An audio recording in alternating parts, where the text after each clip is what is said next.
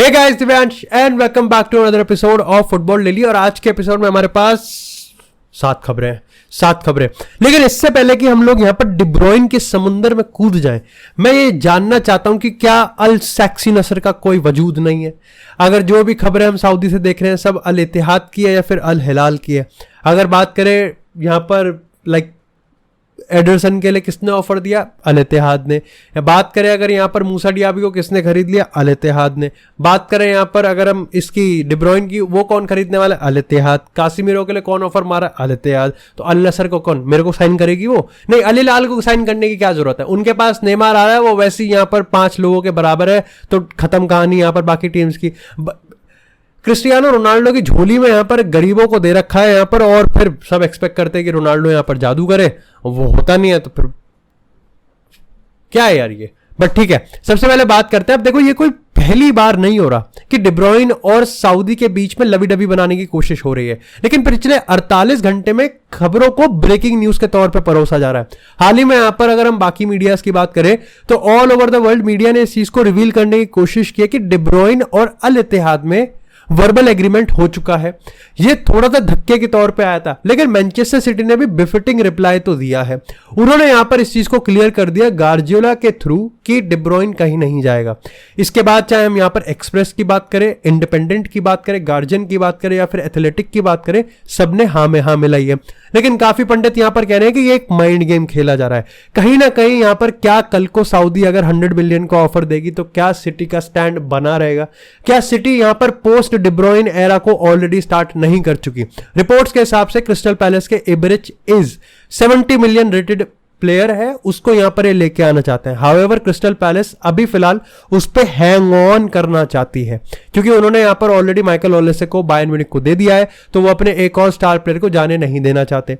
लेकिन इसके रिगार्डिंग मेरा स्टैंड यहां पर यह है कि मैंने ऑलरेडी सऊदी का क्या प्लान है उस पर एक डेडिकेटेड वीडियो बना रखा है, जिसको तुम में से किसी ने भी नहीं देखा, सिर्फ मैंने, मम्मी ने, पापा ने और पड़ोसियों ने देखा है, तो तुम उसको जाके देख सकते हो। लेकिन सऊदी पर्टिकुलरली यहां पर इतना पैसा खर्च करने के मूड में नहीं है, not so even on De Bruyne और साला। जब उनको पता है कि De Bruyne as a free agent हमको आता हुआ दिख सकता है, same for Salah, same for Lewandowski and same for even Casemiro को भी 20-25 मिलियन तो छुट्टे के बराबर है यहां पर सऊदी के लिए। तो वो यहां पर क्यों यहां पर डिब्रोइन को पहले 100 मिलियन देंगे सिटी को, फिर 100-150 मिलियन देंगे वो डिब्रोइन को, तो 250 मिलियन की डील है। एक सीजन रुक जाते हैं क्योंकि बेंजिमा बना हुआ है, मूसा डियाबी ले लिया है, और प्लेयर्स हम लेते हुए आते हुए दिख रहे हैं। कासिमिरो भी ले आएंगे, क्रिस्टियानो रोनाल्डो वहीं पर ही है, नेमार वापसी कर रहा है। तो जो आई बॉल्स उनको चाहिए वो शायद से उनके core fan base in players के वजह से वहां पर रहेगा। खैर, इसी के साथ बात करते हैं यहां पर अब थोड़ी सी मैन मैनचेस्टर यूनाइटेड की। भाई ये अलग फोड़ रहे हैं, और इनके साथ आज अच्छी खबर है। अभी हाल ही में जब मैंने मैनचेस्टर यूनाइटेड के रिगार्डिंग बात करी थी, तुम बताया था कि किस तरीके से उगारते की डील फिलहाल कोलैप्स होती हुई दिख रही है, क्योंकि कासिमिरो को ये बेच नहीं पा रहे। लेकिन ऐसा हो सकता है कि ये विद इन नेक्स्ट 10-15 डेज 100 से 120 मिलियन तक रेस कर सकें। इससे ना ही ये डिलीट की डील को साइन कर लेंगे, बल्कि यहां पर ये उगारते पुगारते और जुबिमेंडी को भी ले आएंगे। अभी सबसे पहले आउट की बात कर लेते हैं। तो यहां पर भाई कासिमिरो के रिगार्डिंग सिंपल है, 35 मिलियन जो भी देगा वो कासिमिरो को ले जाए, कोई नहीं दे सकता सऊदी के अलावा। सऊदी फिलहाल इवैल्यूएट कर रही है। इसी के साथ यहां पर अगर बात करें स्कॉट मैकटोमिने की, तो स्कॉट मैकटोमिने का टाइम कम होने वाला है। ऑफ कोर्स कोबी माइनो की बात करें, मेसन माउंट की बात करें तो अच्छा खेल रहे हैं। फिर अगर यहाँ पर ब्रूनो फर्नांडिस भी है तो ऑब्वियसली यहाँ पर टाइम और भी कम होने वाला है। प्लस यहाँ पर ये एक नया मिडफील्डर लेके आना चाहते हैं, तो ऑब्वियसली यहाँ पर स्कॉट मैकटोमिने का जो टाइम है वो कम होगा। ऐसा नहीं है कि उसको चाहता नहीं है, ऑफ कोर्स टेन हैग उसको काफी ज्यादा एंकरेज और उसको काफी अप्रिशिएट करता है। लेकिन तुम सोचो, स्कॉट मैकटोमिने अकेडमी प्लेयर है, जो बिकेगा तो पूरा का पूरा प्योर प्रॉफिट है। 40 मिलियन है, definitely Scott McTominay 40 million pure profit. Jadon Sancho की बात करते हैं, लॉस लेना पड़ रहा है पर अभी प्रॉफिट में काउंट हो जाएगा, क्योंकि उनको पैसा रेस करना है कैसे ना कैसे करके। 40 मिलियन की यहां पर डील शायद से हो सकती है पीएसजी के साथ। पीएसजी यूनाइटेड को बस नेगोशिएट करना है, क्योंकि रिपोर्ट्स के हिसाब से अगर फुट मेर्सेटो की बात करें या फिर अगर हम यहां पर आरएमसी स्पोर्ट की बात करें, दोनों फ्रेंच मीडिया है, उन्होंने ये कहा है कि पीएसजी इंटरेस्टेड है, जेडन सांचो इंटरेस्टेड है, और दोनों के बीच में वर्बल एग्रीमेंट कौन किसकी कैसे लेगा ये तय हो चुका है। अब इन्स की बात कर लेते हैं। जिरकी आ गया है, लेनी योरो आ गया है, 2 सेंटर डिफेंडर्स चाहिए थे, डिलीट पे 35 मिलियन का ऑफर दिया है। जर्मन बाइंड ने कहा है कि बायर्न ने यहाँ पर रिजेक्ट करा है, इसलिए नहीं क्योंकि वो बेचना नहीं चाहते, बल्कि इसलिए कि उनको पैसा ज्यादा चाहिए। 15 मिलियन फिक्स में बढ़ा दो, 50 मिलियन कर दो और थोड़ा सा हमको बोनस दे दो, प्लस हमको आने जाने की टिकटें दे दो, काम हो जाएगा। यही अगर बात करें हम यहाँ पर उगारते की, तो उगारते के साथ अब यहाँ पर जुबिमेंडी भी है, लेकिन इसी में ही अब यहाँ पर मोनाको के फोफाना भी आए हैं। फोफाना के लिए शायद से मिलान ने 10 मिलियन का ऑफर दिया था जनवरी में, जिसको रिजेक्ट कर दिया गया था। तो मैनचेस्टर यूनाइटेड मान के चल रही है कि अगर 15 से 20 मिलियन का ऑफर हम फोफाना के लिए देते हैं तो बात बन जाएगी। प्रॉब्लम यह है कि अभी कोई भी प्लेयर प्रॉपर नंबर 6 नहीं है। अब जुबिमेंडी के लिए केस बना सकते हो, लेकिन बाकी 2 के लिए नहीं। इसी के साथ अगर बात करें यहाँ पर विक्टर ओसिमन के लिए, तो हाल ही में फुटबॉल इटालिया ने इस चीज को कंफर्म किया कि भाई देखो, ऑफर अभी तक आया नहीं है, लेकिन जो मूड बन रहा है वो 80 मिलियन का बन रहा है। पीएसजी 80 से 90 मिलियन देने के लिए राजी है, लेकिन नेपोली को 120 मिलियन चाहिए। हाउएवर वो भी प्रॉपर नहीं चाहते कि विक्टर ओसिमन यहां पर बिके, बट अगर बिक ही रहा है तो ऑफ कोर्स पूरा पैसा देके बिके भाई, 120 मिलियन उनको चाहिए ही चाहिए। लेकिन इसी के साथ यहां पर बात करते हैं थोड़ी सी एफसी बार्सिलोना की।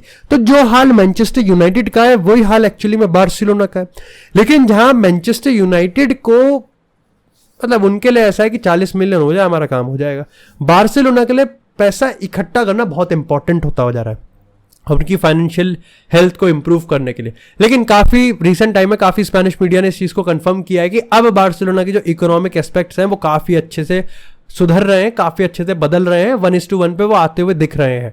लेकिन फिर भी अगर हम यहां पर बात करें, लेवेंडोव्स्की नहीं बिकेगा।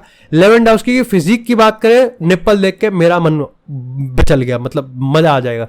हंसी फ्लिक ने जिस तरीके से 1 हफ्ते की ट्रेनिंग करवाई है, उसके बाद भाई ने फ्रंट फुट पे आके जो इंटरव्यू दिया है अच्छा लगा, definitely worthy of an opponent दिख रहे हैं। उसने बता दिया कि मेरे पास जो अभी है उससे भी मैं काम चला सकता हूं, लेकिन जो आने वाले हैं उसके साथ तो मैं फोड़ ही सकता हूं। चाहे बात करें हम यहां पर अंसु फाटी की फिटनेस को लेके, चाहे बात करें हम गावी की फिटनेस को लेके, लेवेंडोव्स्की की फिटनेस को लेके, सब रिग्ड अप दिख रहे हैं भाई, ग्राइंडेड अप दिख रहे हैं, सबकी नसें फटके हाथ में आ रही हैं, साफ पता चल रहा है कि हस्तमैथुन बिल्कुल बंद है यहाँ पर सबका। ऐसे में यहाँ पर लेवेंडोव्स्की के रिगार्डिंग मैं बहुत ज्यादा ही क्रिटिसिज्म देता हूं, लेकिन आज मैं इस मंच से, जो कि नहीं है ऑब्वियसली, मंच नहीं है, लेकिन आज मैं इस कुर्सी से एक चीज बोलना चाहता हूं। आई थिंक लेवेंडोव्स्की का बार्सिलोना का जो चैप्टर अगर चलने वाला है, अगर इसमें कुछ चिंगारी और कुछ स्पार्क बचा है, तो हंसी फ्लिक वो मैनेजर है जो कि इस चीज को इनेबल कर सकता है, बाकी भगवान जाने।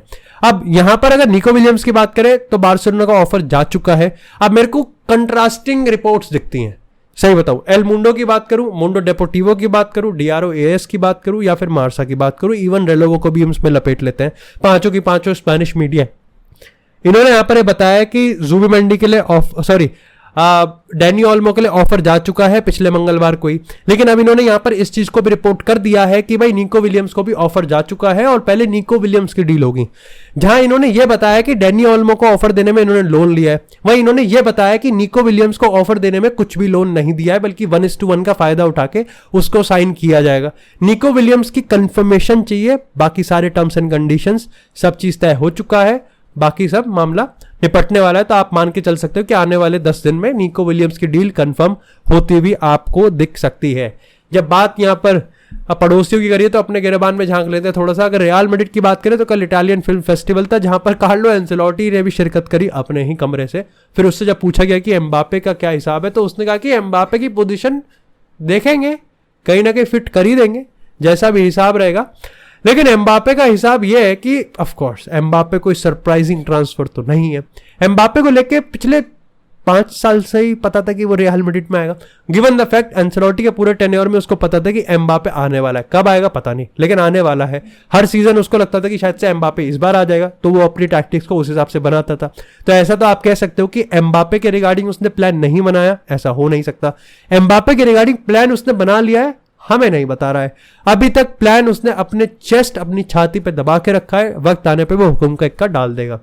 I think the only player जिसका थोड़ा सा बैड टाइम हो सकता है वो है यहां पर रोड्रिगो इस बेलिंगम, विनीसियस और एम्बापे की हाइप में दबना नहीं चाहिए। खैर, जब नाम विनीसियस का दिया है तो बैलन डोर पे थोड़ी चर्चा कर लेते हैं। जब बैलन डोर के रिगार्डिंग यहां पर चर्चा हो ही रही है तो ऑफ कोर्स पेप गार्डियोला ने पूरी तरीके से रोड्रिगो वाउच किया है, लेकिन इसी के साथ यहां पर विनीसियस ने खुद को ही वाउच किया। सेल्फ फैक्ट, खुद मेडल पहना दिया भाई ने। ट्विटर पे यहाँ पर भाई ने 10 मिनट की वीडियो डाल दी बेस्ट मोमेंट करके, शायद से भाई खुद ही को वाउच कर रहे हैं। लेकिन अगर हम बैटिंग ऑड्स की बात करें, विनीशियस अच्छे खासे नंबर्स 2% से एज बना रखा है 32% के साथ, रॉड्रिगो 30% के साथ, बेलिंगम यहाँ पर 22-25 के साथ। आई थिंक बेलिंगम का पत्ता कट चुका है। It's only Vinicius versus Rodri. I am team Vinicius. तुम बताओ भाई। हाँ शायद से, बाकी तुम बताओ। मतलब देखो, मैं तो सीधी सी बात है, रॉड्री जीतेगा तो मेरे को तब भी कोई प्रॉब्लम नहीं होगी, क्योंकि डिजर्विंग तो वो भी है। विनीशियस जीतेगा तो ऑब्वियसली। खैर, इसी के साथ अगर बात करें यहाँ पर हंसी फ्लिक की, तो हंसी फ्लिक ने इंटरव्यू में कहा कि भाई देखो, मैं चाहता हूं कि ऑब्वियसली बार्सिलोना की डीएनए के साथ हम कोई खिलवाड़ नहीं करेंगे। पोजेशन स्टाइल टिकी टाका वाला जो इनकी चलती है वो चलाएंगे हम, लेकिन भाई मेरे को डायरेक्ट खेलना पसंद है, मेरे को फिजिकल खेलना पसंद है। और हंसी फ्लिक जिस चीज की वजह से पॉपुलर है, उसने उस इंटरव्यू में वही बोल दिया, high pressing, high intensity, muscle चाहिए सबको। आडामा ट्राओरे का बच्चा बनाऊंगा मैं, सबको बेबी ऑयल लगा के खिलाएगा वो। और फिजिकल टीम एक ऐसा धब्बा रहा है जो कि बार्सिलोना पिछले काफी सालों से क्रिटिसिज्म, बैड बॉयज वाला जो एक कल्चर है, जो तगड़े हट्टे कट्टे फिजिकल गेम ले जाते हैं, फिजिकली गेम को खेलते हैं। ऑफ कोर्स बार्सिलोना जब आप कहते हो तो सिर्फ एक टेक्निकल और मैजिकल चीज कहते हो कि पेड्री का कंपोजर, फ्रैंकी डियोंग का टर्न, लेवेंडोव्स्की का miss, this is all. But हंसी फ्लिक इसको पूरी तरीके से यहाँ पर फिजिकल टीम में चेंज करने वाला है, जो कि भाई मजा आएगा देखने में काफी ज्यादा। इसी के साथ अगर बात करें अपनी एस्टन विला की, तो उनाई एमरी की Aston villa definitely one of the busiest club है ट्रांसफर मार्केट में। आयन मैथसन की बात करें या फिर बाकी तमाम प्लेयर्स की बात करें, लेकिन खुद के रिकॉर्ड साइनिंग्स पे भी कैश इन कर दिया मूसा डियाबी पे। और इसी के साथ वो अब यहाँ पर फुटबॉल के सबसे बिगड़ेल और सबसे प्रिविलेज लॉन्डे को वो पकड़ रहे हैं, जाओ फिलिक्स को। जाओ फिलिक्स के रिगार्डिंग गार्जियन ने और इंडिपेंडेंट ने अपनी रिपोर्ट में कंफर्म किया है कि समझ में नहीं आ रहा है डील कैसे होगी, पैसों को लेके कोई मतलब नहीं बन रहा। लेकिन उनाई एमरी को जाओ फिलिक्स पसंद है। जाओ फिलिक्स को उनाई एमरी का तो पता नहीं, लेकिन सिमियोनी पसंद नहीं है। एथलेटिको फैंस को जाओ फिलिक्स पसंद नहीं है। ऐसे में यहाँ पर एथलेटिको मैड्रिड में वो कंटिन्यू नहीं करेगा। बार्सिलोना को अब जाओ फिलिक्स से मन भर चुका है, बहुत हो गया। तो अब यहाँ पर एस्टन विला वो जा सकता है। डील कैसे होगी नहीं पता, बट होती हुई दिख सकती है। उनाई एमरी एस्केप रूट दे सकता है।